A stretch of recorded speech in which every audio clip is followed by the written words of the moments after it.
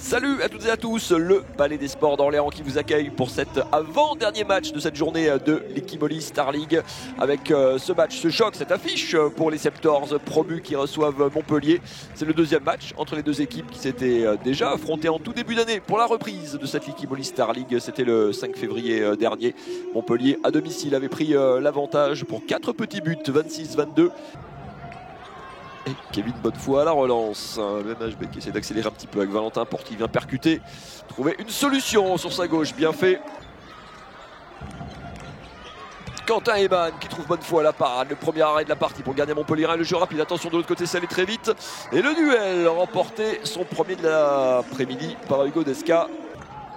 Les bras levés, Tom Robbins qui prend sa chance, le super tir à la hanche là. Il a son standing de vice-champion de France et année 2022 un petit peu en négatif, hein, à l'inverse avec 3 défaites en Ligue des Champions, alors certes contre du lourd, hein, contre des gros, d'Aix contre Saint-Raph, ce ballon qui échappe à Adrien Ramon, mais la deuxième lame il avait bien suivi. Allez Antoine Blanc, Tom Robbins et la deuxième. Antoine Blanc contré par la défense et la balle de contre-attaque pour Hugo Desca évidemment qui s'est projeté comme toujours super vite. Oh, il a effleuré Nicolas Gauthier me semble-t-il ce ballon. Quatrième parade pour lui, Adrien Ramon, enfin servi, c'est compliqué pour lui pour l'instant mais le point serré. Ah il pèse clairement. Avec 2 minutes en plus, la première exclusion temporaire dans cette partie. On va le revoir, le bon service avec le rebond et ouais. Il y avait le ballon perdu par les Montpelliérains en plus assez rapidement cette possession et en cage vide Nicolas Gauthier, mais oui. Et il en faudra quelques-unes encore hein, pour aller chercher le maintien. D'autant que ça s'annonce compliqué, hein. Ça prend des points devant. Pas beaucoup de solutions, la bonne défense des Blancs qui est de plus en plus haute et le ballon logiquement récupéré. Allez, il y a une supériorité numérique à jouer, on y arrive sur la droite. C'est bien joué. Le mano à mano qui continue à 7 minutes 30 de la pause. Oui, il est perdu ce ballon. Attention à Tom Robbins qui peut jouer rapidement. Et la bonne solution rapidement à l'aile. Et le plus 1 pour les Septors. On est une fois de plus à égalité, 12 partout. Et ce dernier ballon peut-être pour faire la différence. Juste avant le buzzer pour attaquer cette deuxième période. Diego Simonet qui était absent, hein, qui n'avait pas joué en championnat depuis mi-novembre quasiment. Ouh, le gros coup de bras pour tromper Nicolas Gauthier. Villemino, la bonne passe jusqu'à l'aile. Et la lucarne, superbement trouvée. Avec le retour de Matteo Faduil, avec Tom Robbins, avec Mossindi, mais la bonne défense et l'interception même des Montpelliérains. Et en cage vide, la sanction immédiate pour cette mauvaise transmission.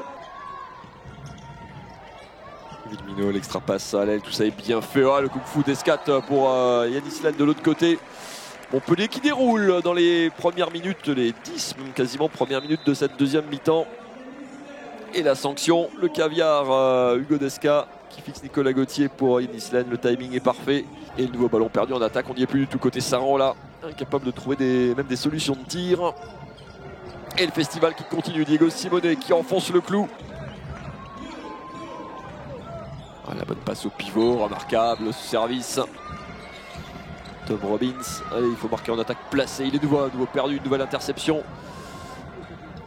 Et la supériorité conclue par Hugo Desca qui s'en va battre Nicolas Gauthier. Qui peut aller peut-être c'est un autre déclic à son équipe. On se raccroche à ce qu'on peut, hein, et Tom Robbins. Tom Robbins, décidément. Non, la relance était trop courte, la passe qui n'arrive pas jusqu'à Adrien Ramon et en cage vide.